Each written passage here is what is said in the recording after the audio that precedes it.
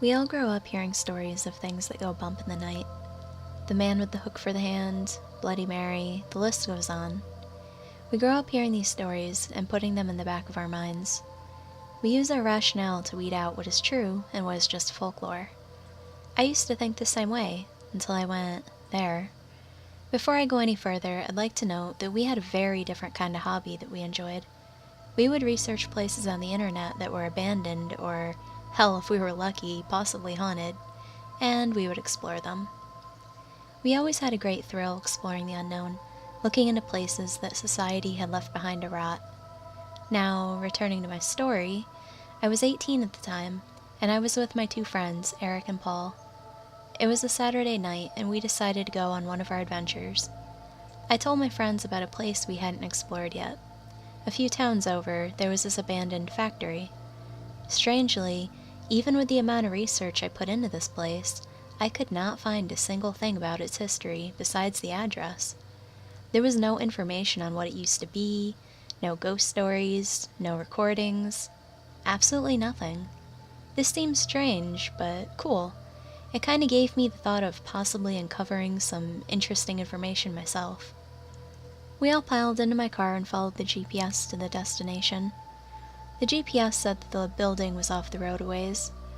We looked out the window and saw nothing but trees.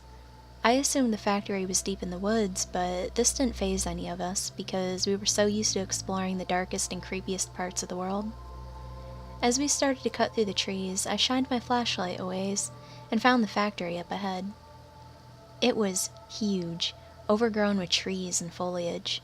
It must have been about 3 stories high, and all of the windows were either busted or boarded. We hit the jackpot. The 3 of us proceeded into the derelict structure and put on our respirators. Safety first, right? There was junk everywhere.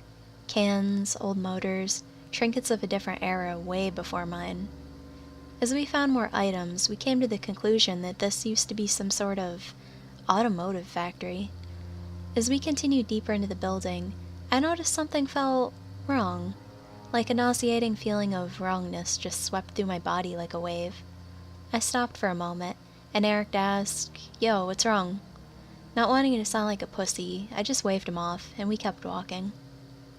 Towards the center of the building, there was a set of stairs. This place was creepy enough without a staircase that only goes down. I'd never felt this feeling before, but I didn't actually want to go down there. I shined my light down the steps and stared for a moment. All there was silence. "Come on, you guys are acting like a bunch of fucking pussies," I remember Paul saying. He led first, me and Eric followed close. We finally hit the bottom, and to my unnerving surprise, there was the arm of a mannequin laying on the ground. I thought to myself, what would something like this be doing in here? The feeling instantly got worse. We cautiously scanned the room with our lights, the beams illuminating the dust or whatever was in the air. With the room illuminated by our flashlights, it was obvious that there really wasn't anything amazing down here, just more motors and junk.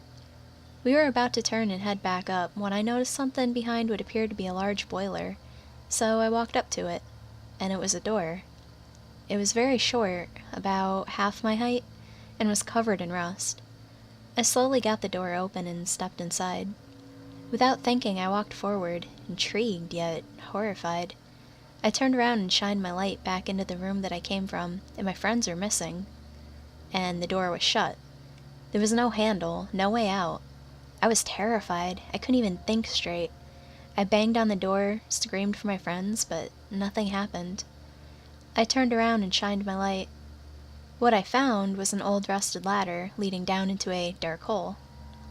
Clearly, there was nothing I could do but to go down and hope there was a way out.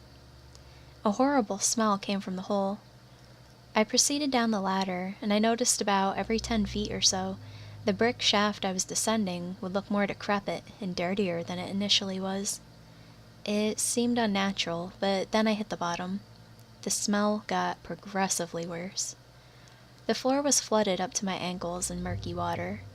I shined my light forward, and my beam didn't hit the end of the room. It was huge. I had to be dreaming, because how could this be under an automotive factory? The deeper I moved into the room, the more mannequin parts I saw.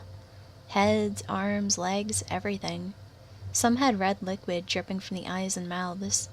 Even deeper, there were mannequins that were standing, some missing arms, some missing heads. They got more frequent as I kept walking. As I walked even deeper, there were more intact mannequins, the red liquid still dripping from faces. I began to panic. The more mannequins I passed, the closer they got, and they just kept closing in on me. I eventually hit a wall where there was a rusted door. Without thinking, I burst through the door, and I ended up outside of the factory. I was standing behind the building. Before I could turn around to see what was happening, the door was already shut. I didn't even attempt to second guess what I saw by opening the door. I just wanted to go home. I walked back to my car and drove off. I was so drained that I wasn't even concerned about my friends. They probably called for a ride. I noticed that I hadn't seen many cars. I know it was late, but actually I don't think I saw one car in the entire ride back. I arrived home, and there were no cars in the driveway.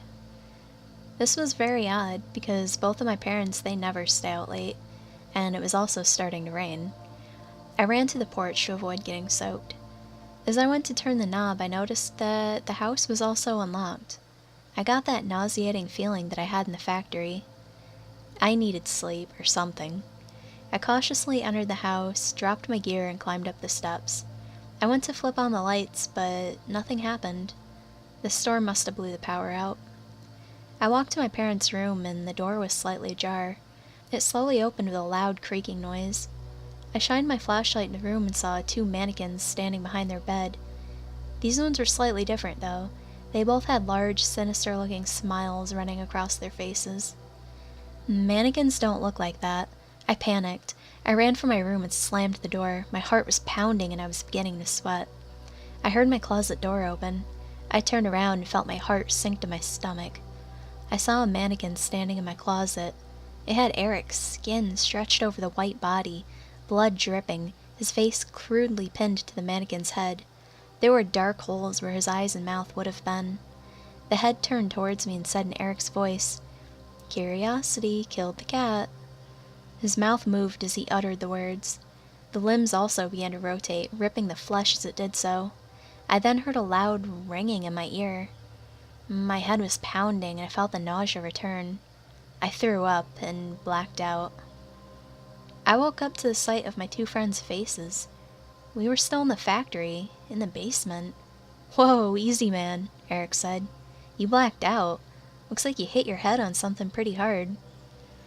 I eventually sat up and began to tell them about the room behind the boiler, the mannequins, and my confrontation with the one wearing Eric's skin.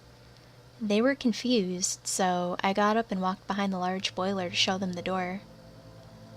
And it was gone.